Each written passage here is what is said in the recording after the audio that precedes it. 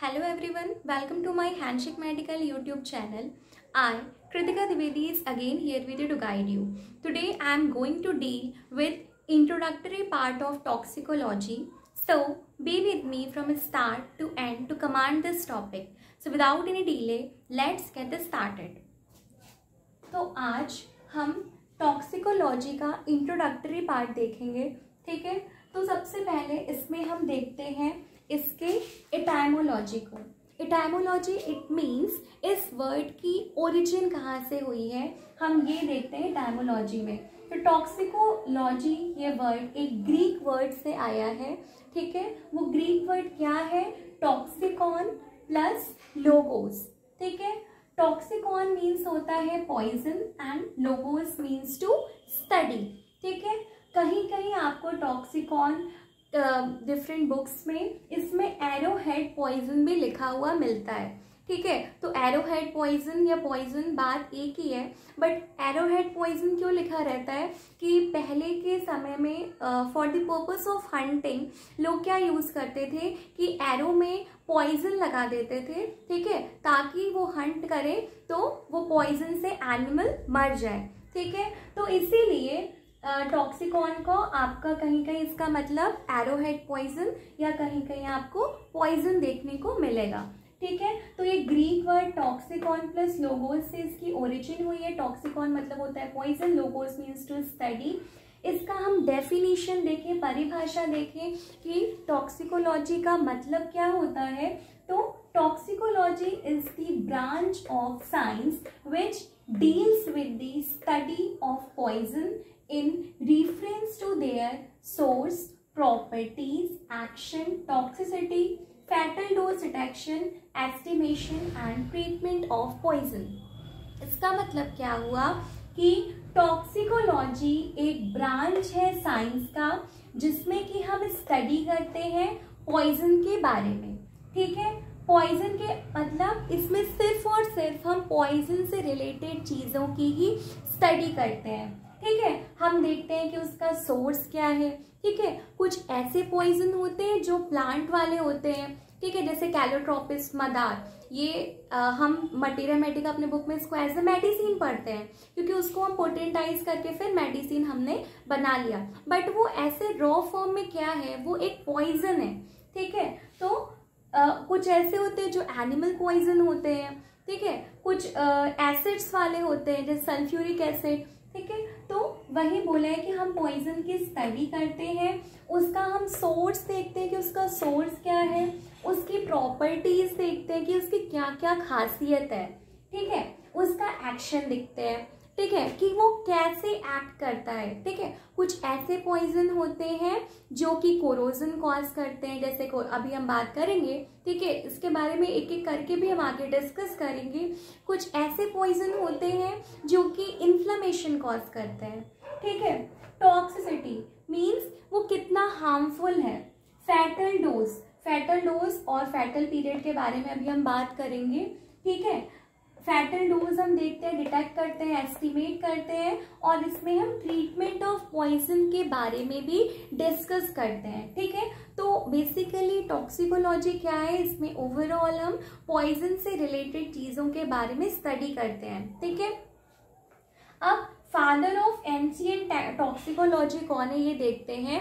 तो father of ancient toxicology जो है ये पैरासेल्सिस जी हैं, ठीक है। और फादर ऑफ मॉडर्न टॉक्सिकोलॉजी ये मैथ्यू जोसेफ ऑर्फिला है, ठीक है। तो ये आपका एक एमसीक्यू टाइप का भी क्वेश्चन बन सकता है एग्जाम वगैरह में, एआईपीजीटी में, ठीक है। और पॉइजन की अब हम डेफिनेशन देख लेते हैं कि पॉइजन क्या होता है, ठीक है। तो poison any substance in any form, solid, liquid, gas, injected in the body through any route, injection, ingestion, inhalation, brought in contact, it produces ill health or death by its local or remote action।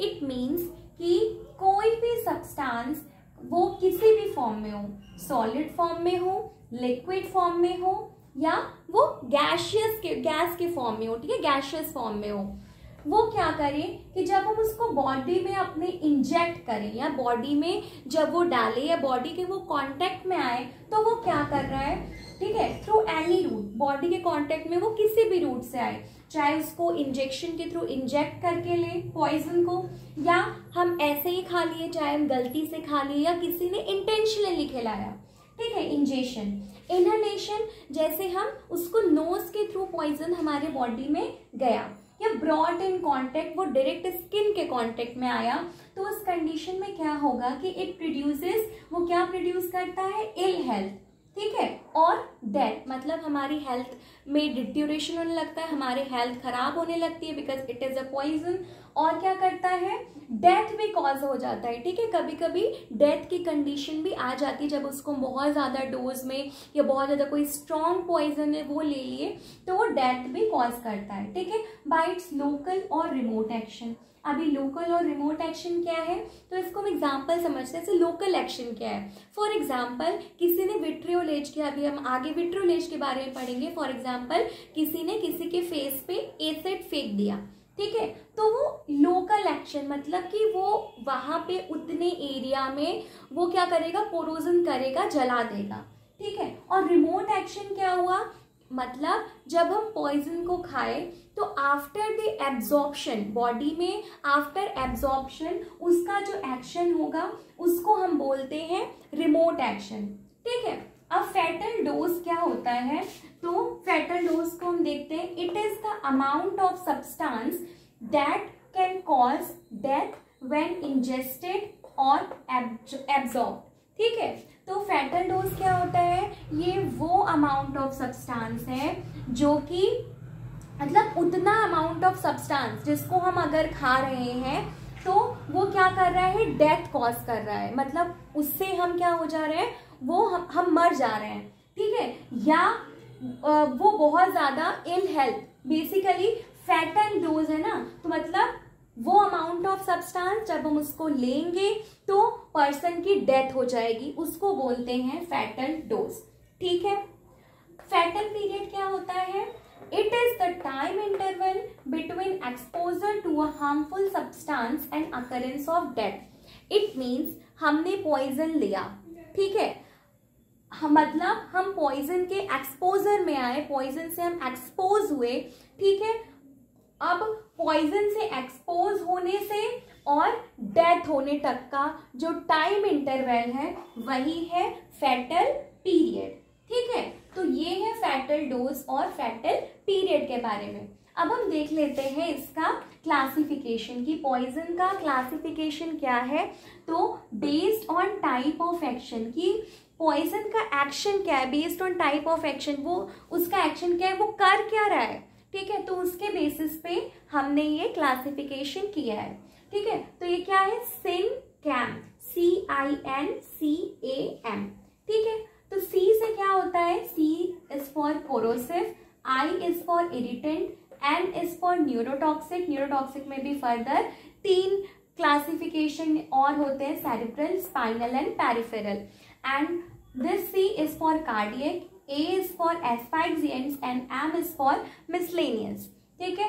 तो C corrosive, corrosive poison वो होते हैं जो कि हमारे body में corrosion cause करें, ठीक है, इसमें बहुत ज्यादा एक्सेसिव बर्निंग होती है, कोरोड कर देते हैं पूरा ये, तो उस टाइप के पॉइजन को बोलते हैं कोरोसिव पॉइजन। ये डायरेक्ट टिश्यू डैमेज करते हैं, मैक्सिमम टिश्यू डैमेज करते हैं, ठीक है। तो जैसे इसमें सल्फ्यूरिक एसिड आ गया, नाइट्रिक एसिड आ गया, तो मतलब एसिड और एल्कलीज इसमें आते हैं, ठीक है। इरिटेंट क्या हुए, इरिटेंट उस टाइप के पॉइजन को बोलते हैं जो कि इन्फ्लामेशन कॉज करे हमारे बॉडी में, ठीक है।